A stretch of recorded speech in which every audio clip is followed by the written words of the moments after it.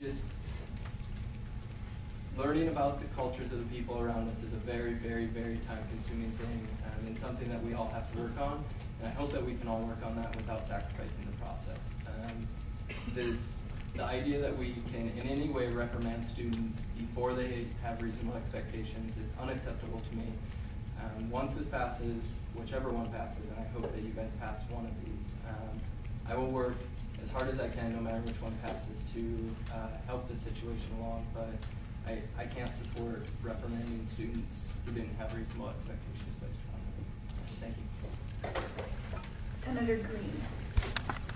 First, I'd just like to say I have a lot of respect for Senator Kelly. Working with him this year, it's been really great.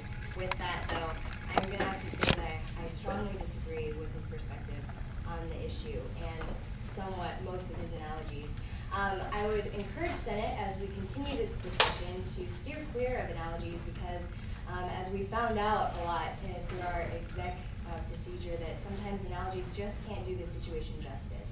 So please give it due respect and allow it to exist on its own presence so that we can move forward with this discussion. I would also just like to say something.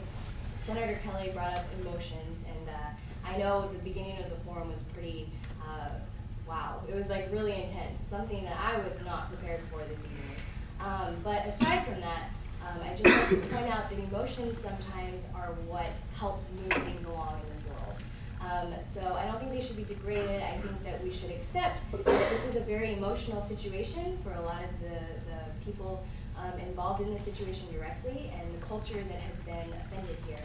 And so before you toss out the emotional speeches or any type of emotion within this discussion, I would just suggest that you think about where they're coming from. I know we're all trying to do that, but empathy and sympathy are two different things, and so maybe we can sympathize that they're hurting over this, but being empathetic is more what we need to be tonight because we need to put ourselves in their actual shoes instead of just feeling sorry for what happened. So as a Senate, I urge you to take a real direct action with this and vote in favor of Sean Ryan's bill. Speaker Teagan. Yeah. This issue, I think, is vital importance. I want to first start by thanking the members of Unite for coming, for bearing with us. I have to imagine this has been a really difficult time, and I want to thank you all for dealing with the bureaucracy, which is government administration. I know that we've been slow to act, and as been discussed, I'll have to apologize, and I can't stress that enough. I want to also thank Senator Shahonic for having the guts and courage to finally bring this forward. Had it not been for him, we probably never would have seen this. And I think this discussion, which we've all really, really benefited from, all groups have benefited from, never would have happened. And I think that would have been a huge loss to the student body and for us moving forward. As a political science major, we study things like reconciliation, how groups of people who come into conflict and disagree, how they can come together and reconcile. For us, it's a little bit different. It's how can one group who fails to understand a specific culture, how can we reconcile and get past that? Some believe focused on the idea that we have to talk about the event, talk about the significance of the event and the role that that plays. For me, I think the #1 aspect we have to do is look forward. We have to realize how can we avoid instances like this from ever happening again? How can we limit ourselves and say specifically, in the future, how can we avoid another incident, whether similar or the same, from happening again? I think that's the fundamental question we face. Luckily for us, both pieces of legislation get to that point. They both get us to the point where we say, how can we avoid this from happening in the future? The benefit that I think that Vice President Coburn offers is that it focuses on a more universal and broad-based idea. It focuses on the notion of cultural sensitivity and how we can get to that point, how we can get past that, and how we can move on. The idea of moving forward, I think, is fundamental and something that we have to do. We can look at the past and point the finger as much as we want, but we have to recognize the students meant nothing malicious. They came forward and apologized. One of the critical steps forward, critical steps to moving forward. I know people were hurt. Acts of cultural insensitivity, whether knowingly or unknowingly, hurt individuals. It happens. But let me ask you something. When you sat in the stadium, how many of you stood by and said, wow, that was terrible? Who did something? The Daily Nebraskan, which harped on us today, where have they been for the last 5 months?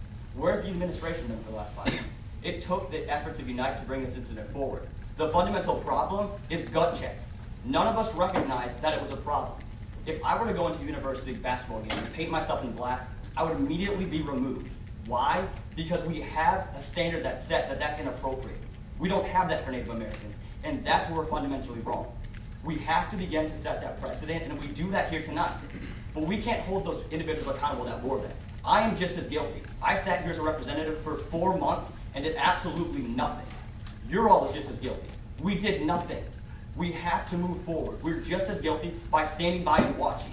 So why can we blame these students and say what they did was offensive when we did nothing?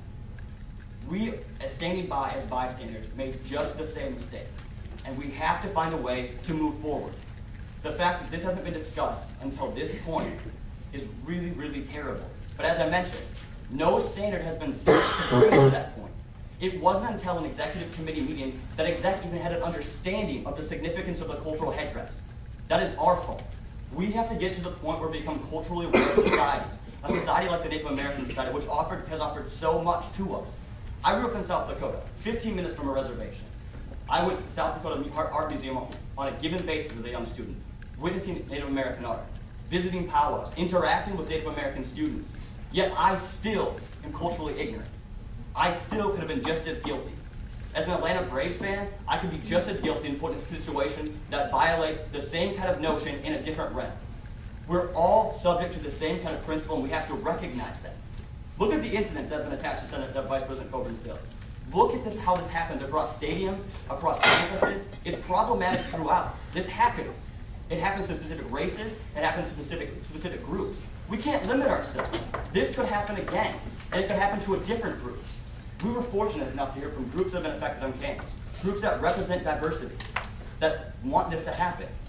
But why limit ourselves? Why not recognize something that's universal, something that can go forward and beyond?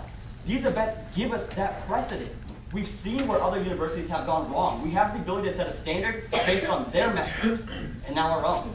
This event gave us an opportunity, but let's not dwell on it. We recognize that something bad has happened. All of us can agree on it. The fundamental point that I'll continue to make is that we have an opportunity to move forward.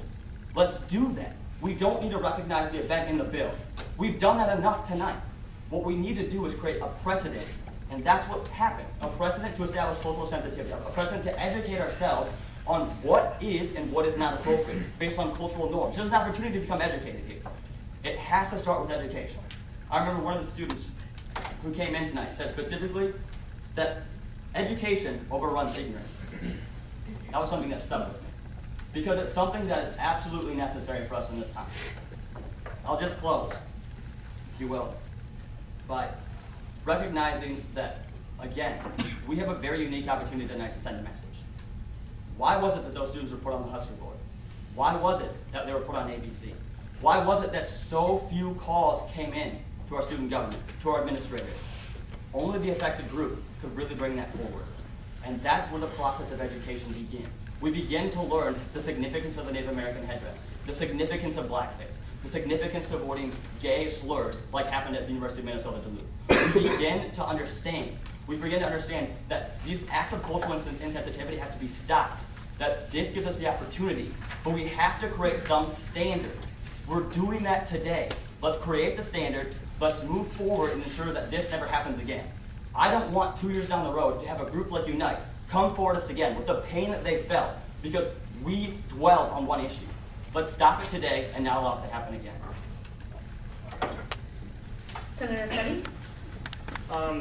I want to really agree with what Senator Green said. I really appreciated your comments. I also agree with Senator Tiedemann that it really is important for us to move forward, but I think that one of the things that Senator Sohanik's bill does that's very important is that it prevents us from forgetting. And I think for those of us in the body who are white, we have the luxury to forget. I'm just going to say that. I think that we have the luxury to forget. I think that for people of color on campus, this is something that will, if we don't recognize it, the fact that it's not recognized officially will be something that those communities have to remember for, 4 years, however long a student lifetime is on campus, and that's just me. I suppose